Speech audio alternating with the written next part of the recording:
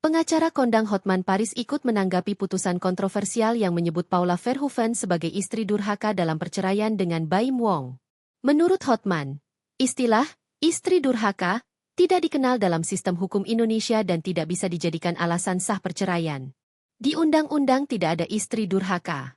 Undang-undang hanya menyebutkan beberapa alasan perceraian, ujar Hotman Paris dalam tayangan program For Your Pagi, FYP, di Trans 7 yang dipandu Raffi Ahmad dan Irfan Hakim, dikutip Kamis, 24 April 2025.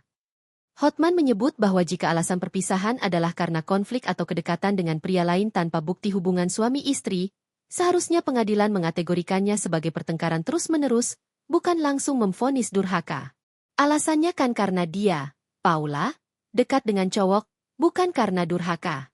Kan kalau orang bertengkar belum tentu durhaka kan? Tegas Hotman. Sebelumnya, Paula Verhoeven resmi bercerai dari Baim Wong pada 16 April 2025 lewat putusan Pengadilan Agama Jakarta Selatan.